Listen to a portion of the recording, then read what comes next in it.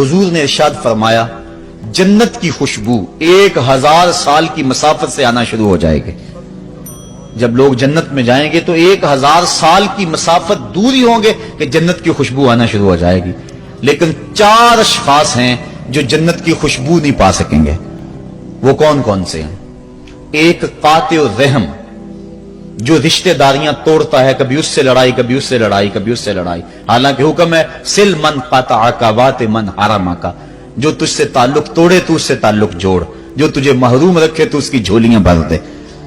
तो जो रिश्तेदारियों को तोड़ता है, मुकद्दस रिश्तों को पामाल करता है। बल्कि वालिदैन के हवाले से ये बात भी सुन लें, बाज़ औक़ात वालिदा अपनी बहन से नाराज हो जाती है, बाप अपने भाइयों से नाराज हो जाता है, तो औलाद को कहता है कि ना मिलना, अपने जो है वो चचा ताए से ना मिलना। मां कहती है अपनी खाला से ना मिलना। तो अब क्या हुक्म है, मिले कि ना मिले?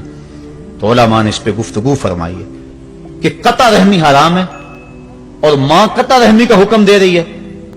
कहती है, और बंदा सोचता है, बच्चा सोचता है कि मेरी खाला तो मेरी मां के पीछे, मेरे चचा मेरे ताए तो मेरे बाप के पीछे। जब बाप नहीं मिलता तो मेरे क्या लगते हैं, जब मां नहीं मिलती तो खाला और मामू मेरे क्या लगते हैं। तो वो मां के पीछे और बाप के पीछे लगकर इन अजीम रिश्तों को छोड़ देता है। जबकि ला तातिल तातल मखलूक फी मासियतिल खालिक, खालिक की मासियत में मखलूक की अतात नहीं होगी। तो जो ये चीजें हैं कता रहमी नहीं की जाएगी। उलमा ने यहां तरीका ये बयान किया है कि वालिदैन से चोरी मिले ताकि उनका भी दिल ना दुखे, लेकिन उनसे ताल्लुक ना तोड़े। चूंकि कता रहमी के जुमरे में ना आए, तो 4 अशखास हैं कयामत के दिन जो जन्नत की खुशबू भी नहीं पाएंगे।